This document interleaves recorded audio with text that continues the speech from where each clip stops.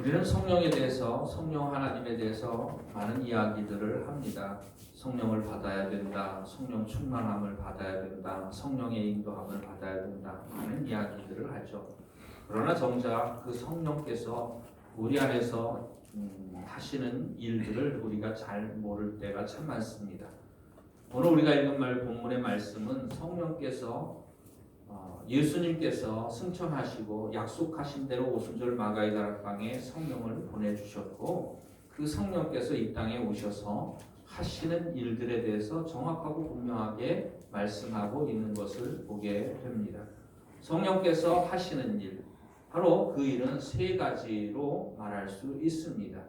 성령께서 하시는 일에 대해서 요한복음 16장 8절 말씀에 보면은 우리 8절 말씀 한번 읽어보도록 하겠습니다. 16장 8절 말씀입니다. 함께 봉독합니다. 시작.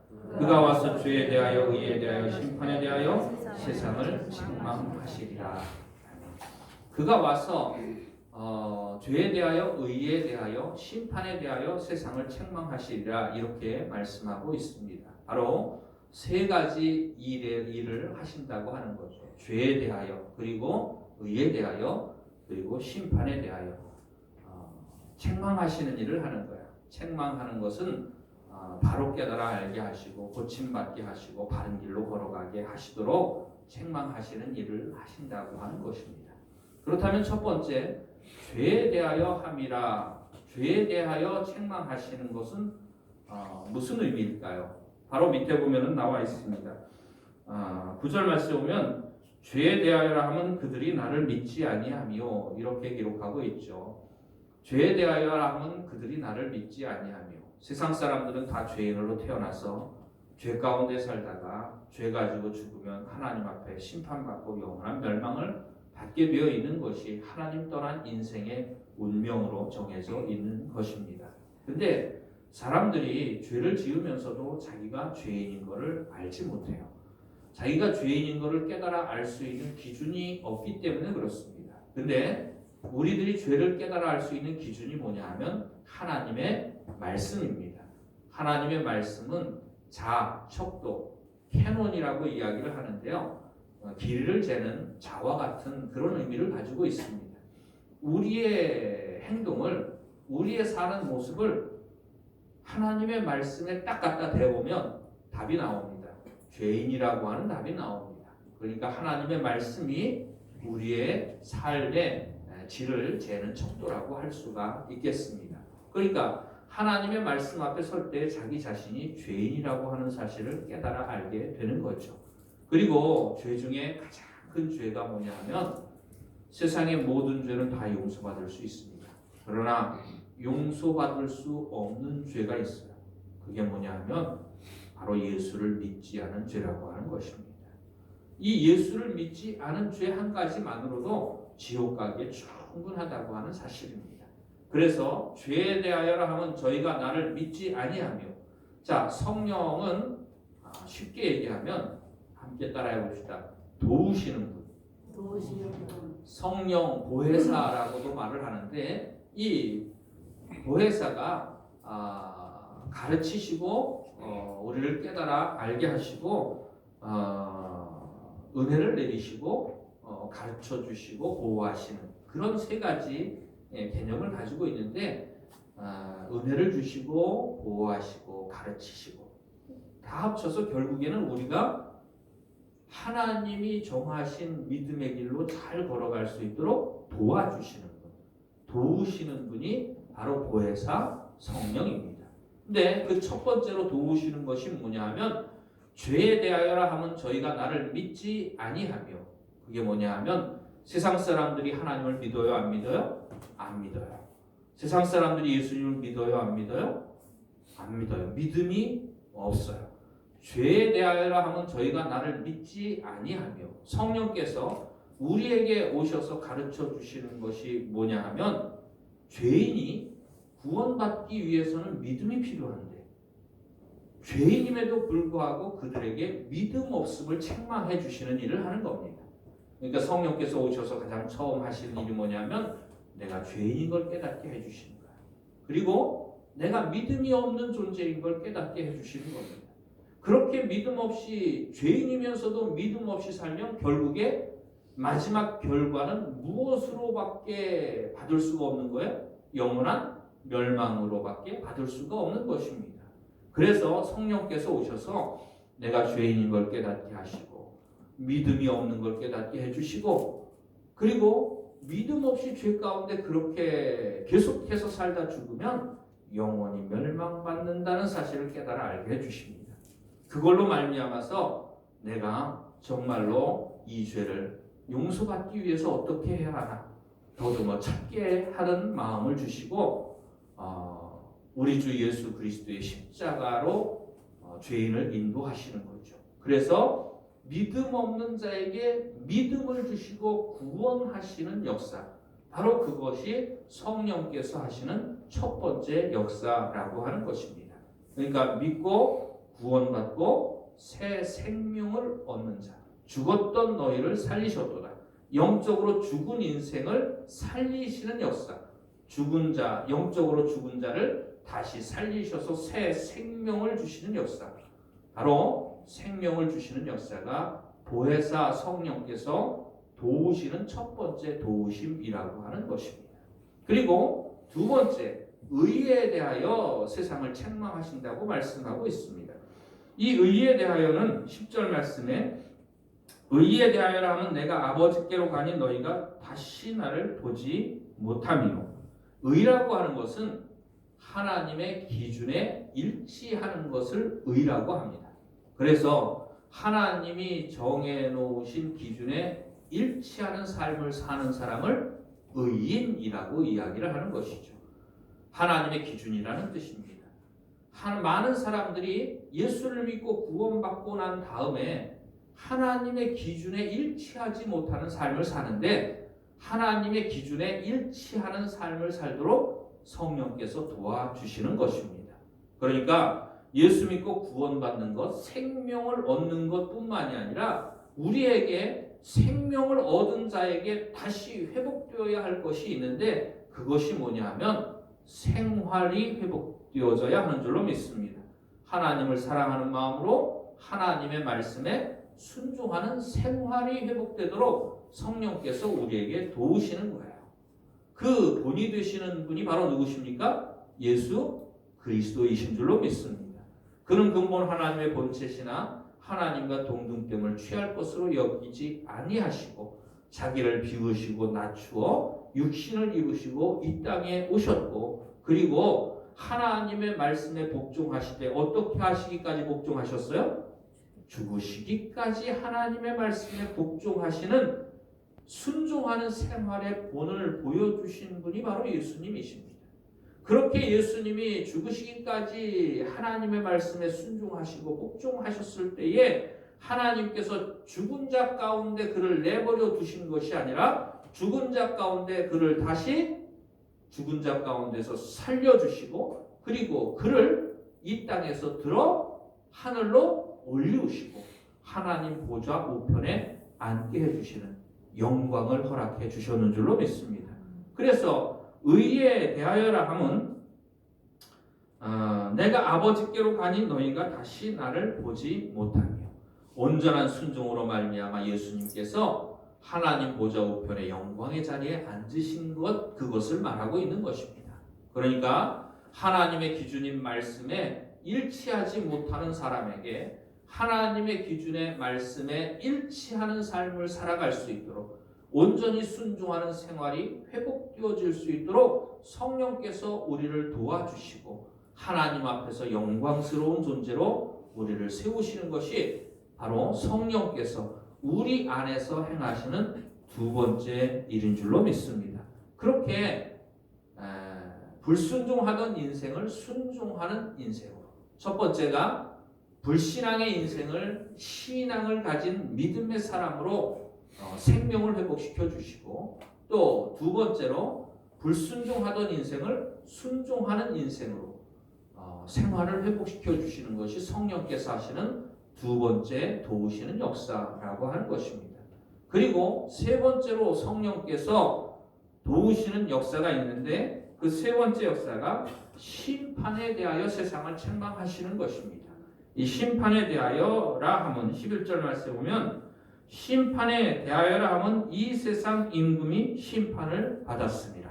자, 이 세상 임금은 누굽니까? 마귀를 의미하는 겁니다. 하늘에서 하나님의 보좌를 빼앗으려고 하다가 결국에는 그 싸움에서 패하고 세상으로 쫓겨났죠. 그런데 이 세상 임금인 사단이 정해져 있는 길이 무엇입니까? 결국에는 영원한 지옥의 형벌이 사단을 위하여 예비되어 있는 것을 보게 됩니다. 요한계시록 맨 마지막에 보면은 결국에는 사단도 옛뱀 용이라고 하는 사단도 결국에는 유황불에 불못에 던져지게 되는 두 번째 사망을 맞이하게 되는 것을 보게 되죠. 그런데 하나님을 대적하고 하나님의 말씀에 불순종하고 하나님의 자리를 빼앗으려고 했던 그런 마귀는 결국에 그에게 주어지는 결과가 영원한 지옥의 불못의 형벌이라고 하는 것이죠. 바로 이 세상 임금이 심판을 받고 하나님께 대적했던 사단이 심판을 받고 영원한 멸망 가운데 떨어지는 것, 어떤 자가 그런 길을 걸어가게 됩니까? 이 사단을 따르는 자인 줄로 믿습니다. 이 사단을 따르는 자에게는 영원한 멸망이 있는 것, 그걸 영원한 죽음이라고도 이야기를 하죠. 계속해서 하나님을 믿지 않고 예수님을 믿지 않는 사람들, 불신앙 가운데 사는 사람들, 그러므로 말미암아 당연히 하나님의 말씀에 순종할 수도 없고 하나님의 뜻대로 살아갈 수도 없는 인생들, 결국엔 그들의 마지막은 누구의 뒤를 쫓아가게 됩니까? 사단의 뒤를 쫓아서 영원한 지옥의 형벌을 받게 되는 거예요. 그렇게 그 멸망의 길을 가는 사람들을 성령께서 책망하심으로 말미암아 영원한 멸망의 길에서 그들의 가는 길을 바꾸어 주시는데 어떤 길로 바꾸어 주시느냐면 영생의 길로 바꾸어 주시는 줄로 믿습니다. 영원히 멸망받아 마땅한 인생이 영생을 얻는 길로 인도하시고 그런 길을 걸어갈 수 있도록 도와주시는 분이 바로 성령이시고 성령께서 하시는 일이라고 하는 것입니다. 그러므로 영적으로 영벌에 처해질 자들을 영생으로 인도하시는 것이 성령께서 하시는 세 번째 일이라고 하는 것입니다. 말씀을 정리해 보도록 하겠습니다. 성령께서 하시는 세 가지 일이 있는데 믿음이 없는 죄인들을 책망하셔서 회개하고 믿음 가지고 생명을 회복하게 하시는 일을 하십니다. 그리고 두 번째로 하나님의 말씀에 불순종하는 사람들에게 성령께서 도우셔서 하나님의 말씀을 순종하는 생활을 성령께서 회복시켜 주시는 줄로 믿습니다.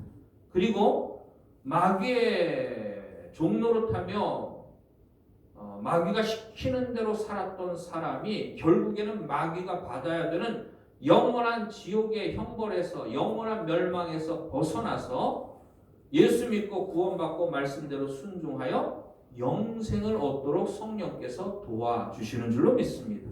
바로 성령께서 우리 안에 임하시면 생명을 회복하시는 일, 그리고 또한 생활을 회복하시는 일, 그리고 그렇게 생명을 얻고 하나님의 말씀에 순종하는 생활이 회복된 사람의 마음속에는 무엇이 분명하고 확실하냐 하면 내가 이 땅을 떠나면 천국에서 주님과 함께 영원히 살 것이라고 하는 영생의 소망으로 가득 차게 되는 줄로 믿습니다. 그러니까 성령께서 하시는 첫 번째 일은 믿음을 주시는 일을 하시는 거예요. 믿음 없는 자에게 믿음을 주시는 일을 하시는 거예요. 그리고 두 번째는 사랑을 주시는 일을 하시는 거예요. 나를 값없이 구원해 주신 그 하나님을 사랑하는 마음으로 하나님의 말씀에 순종하는 거예요. 순종은 사랑으로부터 나옵니다. 하나님을 사랑하는 마음이 없는 사람은 절대로 하나님의 말씀에 순종이 안 되는 거예요. 굴복이 안 되는 거예요.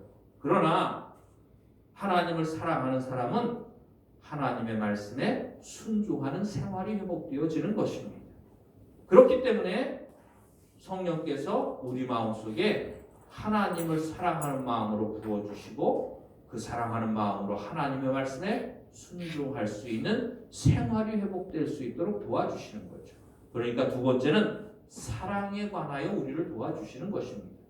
이렇게 믿고 하나님을 사랑하고 순종하고 생활이 회복된 사람은 영생에 대한 소망이 있습니다. 세 번째 성령께서 도우시는 일이 뭐냐면 우리에게 무엇을 주시는 거야? 소망을 주시는 줄로 믿습니다. 그러니까 성령께서 우리에게 하시는 일을 간단하게 줄여서 얘기를 하면 믿음과 사랑과 소망에 대한 일들을 우리에게 도와주시는 거예요.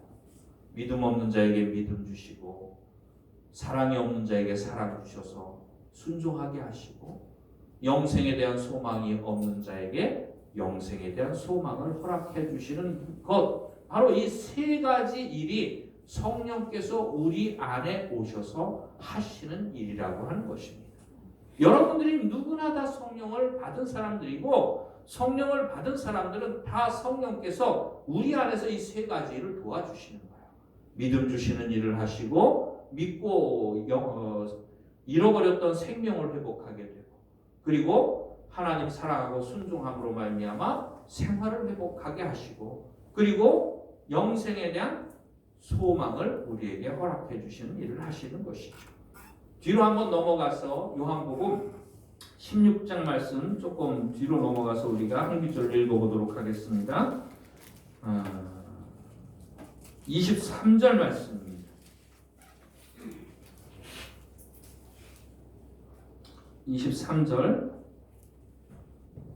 23절, 24절 말씀입니다. 요한복음 16장 23절, 24절 말씀입니다. 함께 봉독합니다. 시작. 너희가 아무것도 내게 묻지 아니하리라. 내가 진실로 진실로 너희에게 이르노니 너희가 무엇이든지 아버지께 구하는 것을 내 이름으로 주시리라. 지금까지는 너희가 내 이름으로 아무것도 구하지 아니하였으나 구하라. 그리하면 받으리니 너희 기쁨이 충만하리라. 이 말씀을 잘못 오해하는 사람들은 하나님 앞에 구하면 구하는 대로 하나님께서 허락해 주실 것이라고 이 구절을 해석을 합니다. 그러나 이 말씀을 시작하면서 23절 가장 처음 나오는 단어가 뭐예요? 그날에는. 이 그날이 어떤 날입니까? 바로 앞에서 말한 날이에요. 예수님께서 가시는 것이, 하늘로 올라가시는 것이 너희에게 유익하다. 왜냐하면 내가 가면 너희에게 성령을 보내주실 것이다. 그리고 성령이 와서 너희를 도와주실 것이다. 언제? 그날에 성령을 이 땅에 보내주시고 너희가 성령을 받는 그날에 성령께서 너희를 도와주시는 세 가지 사건이 있을 것이다. 그러면 바로 그날에는 너희가 아무것도 내게 묻지 아니하리라. 아무것도 묻지 아니하리라 라고 하는 말은 모든 것을 다 깨달아 알게 해주신다는 뜻이에요. 근데 세상에 일어나는 모든 일들을 속속들이 모르는 것이 없이 다 깨달아 알게 해주신다는 뜻이 아니라 예수 믿고 구원받고 천국 가는데 필요한 모든 것을 알려주신다는 의미인 줄로 믿습니다. 돈 잘 버는 방법을 알려주신다는 뜻이 아니에요. 건강해지는 방법을 알려주신다는 뜻이 아니에요. 예수 믿고 믿음으로 생활하고 저 천국에 가기에 충분한 모든 것들을 너희가 모르는 것이 없도록 알게 해주시는 것이 그날에 있을 일이라고 하는 것입니다. 성령을 우리에게 주시는 날 그런 역사가 있게 된다고 하는 거예요. 그게 뭐예요? 생명을 회복하는 일에 대하여, 생활을 회복하는 일에 대하여, 또 영생을 회복하는 일에 대하여 우리가 모르는 것이 없도록 성령께서 우리가 알도록 도와주신다고 하는 의미인 것이죠. 그날에는 너희가 아무것도 내게 묻지 아니하리라. 내가 진실로 진실로 너희에게 이르노니 너희가 무엇이든지 아버지께 구하는 것을 내 이름으로 주시리라. 뭘 구하라는 얘기예요? 성령께서 예수님이 약속하신 그대로 그날에 우리에게 주시겠다고 약속하신 그대로 그것을 구하라는 의미입니다. 그것도 예수 그리스도의 이름으로 구하라는 얘기입니다. 24절에 지금까지는 너희가 내 이름으로 아무것도 구하지 아니하였으니 구하라. 그리하면 받으리니 너희 기쁨이 충만하리라. 바로 예수 그리스도의 이름으로 우리가 하나님 앞에 구해야 하는 것이 무엇인가를 분명하게 얘기해주고 있어요. 생명에 관한 모든 것을 알고 그 생명을 얻게 되기를 구하라는 뜻입니다.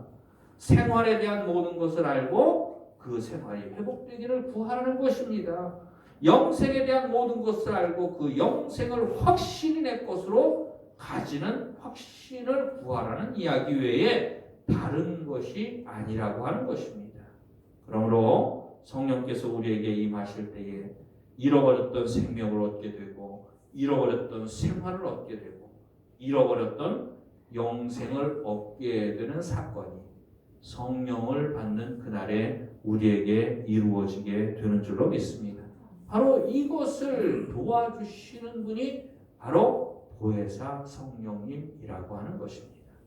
우리가 이 땅에 사는 동안에 다른 거 다 몰라도 상관없어요. 그런데 우리가 꼭 알아야 될 것 세 가지가 있습니다. 그래서 성령께서 그것을 우리에게 알려주시고 우리의 것으로 소유할 수 있도록 도와주시는 일을 하는 거예요. 그 세 가지가 뭐예요? 첫 번째, 생명에 대하여, 잃어버린 생명을 회복하는 일에 대하여, 생활에 대하여, 잃어버린 순종의 삶을 다시 회복하는 일에 대하여, 영생에 대하여, 잃어버린 영원한 생명을 회복하고 영생에 대한 소망을 가지는 일에 대한 성령께서 우리를 도와주시는 줄로 믿습니다. 이 말씀이 사실은 참 난해한 말씀이지만 사실은 알고 보면 간단한 말씀이에요. 많은 사람들이 이것을 잘못 해석합니다. 심지어 신천지에서는 이 말씀을 어떤 식으로 해석을 하느냐 하면 이만희가 보혜사다. 그리고 이만희가 우리가 모르는 구원에 관한 우리가 모르는 모든 것들을 이만희가 가르쳐 준다고 그렇게 설명을 하는 기절이 바로 이 기절이에요. 그러나 앞뒤 문맥을 맞추어 보면 그것이 말도 안 되는 것임을 우리가 분명히 깨달아 알 수 있겠죠. 바로 이렇게 생명을 회복하고 생활을 회복하고 영생에 대한 소망을 회복하고 사는 인생, 믿음을 회복하고 사랑으로 순종하는 삶을 회복하고 영생에 대한 소망을 회복하는 삶, 바로 그런 삶이 구원의 올바른 길인 줄로 믿습니다. 우리가 하나님 앞에 다른 것은 못 구해도 이것을 구해야 할 줄로 믿습니다. 내 이름으로 구하라 하는 말씀이 무슨 뜻이냐 하면 세상에는 예수님의 이름으로 구할 수 있는 것이 있고 예수님의 이름으로 구할 수 없는 것이 있습니다. 무조건 기도만 해놓고 예수님의 이름으로 기도합니다 하면 이루어지는 것이 아니라 하나님께서 들으시기를 원하시는 기도가 있고 하나님께서 들으시기를 원치 않으시는 기도가 있습니다. 예수님께서 우리에게 기도하라고 가르쳐 주신 내용이 주기도문에 나와 있는데 오늘 우리가 읽은 말씀에도 우리가 하나님 앞에 어떻게 기도해야 하는지 그것도 예수님의 이름으로 무엇을 구해야 하는지를 분명히 말씀하고 있습니다. 예수님의 이름으로 우리가 하나님 앞에 구해야 할 것이 무엇입니까? 믿음을 구해야 합니다. 그리고 하나님을 더욱 사랑하는 사람이 되기를 구하고 그 사랑으로 하나님의 말씀에 더욱 순종하는 생활이 회복되는 것을 구해야 할 줄로 믿습니다.